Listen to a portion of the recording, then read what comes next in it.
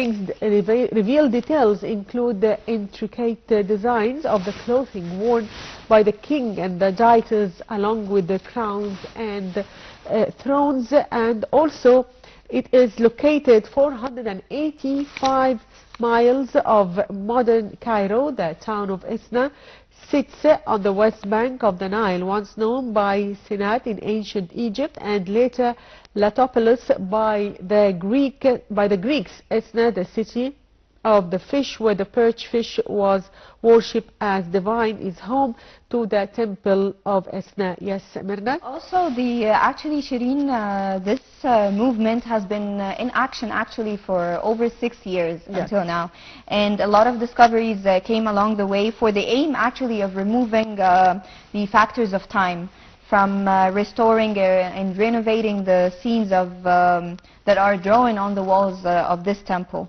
The mission was a joint between the Council of Antiquities and the University of Tübingen.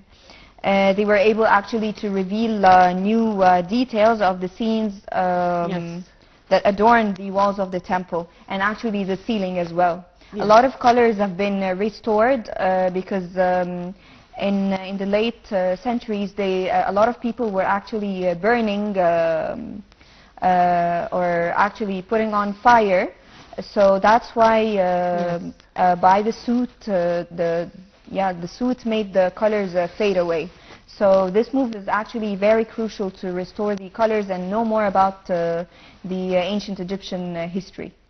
Yes, also dedicated to the ram-headed god Khnum, the god of creation. The temple of Esna construction started during King Thutmose III reign during the 18th dynasty, but the temple completed construction during the Ptolemaic period and the Roman period between 40 to 250 AD.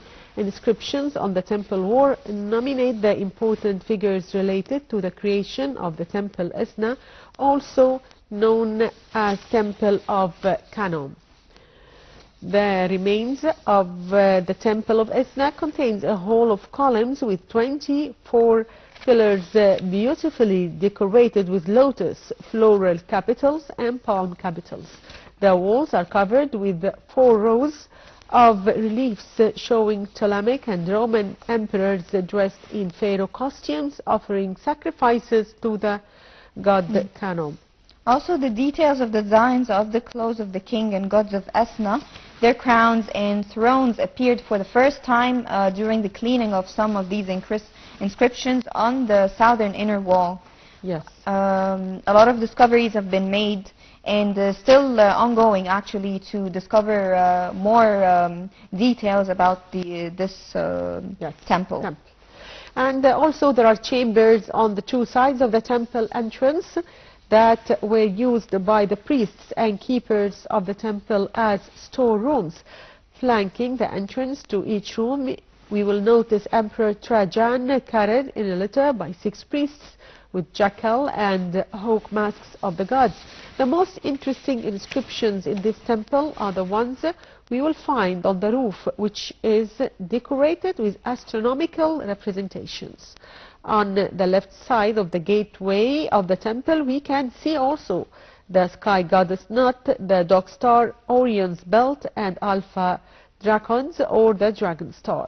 On the western wall of the facade of the temple, we can see the god Horus, god of victory, and the god Khnum dragging a net full of fish from the Nile, as well as reliefs of birds. Significantly, at the foot of this representation is the last known hieroglyphic inscriptions ever located, completed by the Roman Emperor Dice in 250 AD, and by that we come to the end of today's edition of the Breakfast Show. I'd like to thank my dear colleague Mirna Ghaznawi. Thank you, Mirna, for being with us. Thank you, Shireen. Thank you so much. Thank you, dear viewers, for being with us in the Breakfast Show. And stay tuned. We're going to see you again tomorrow. Thank you.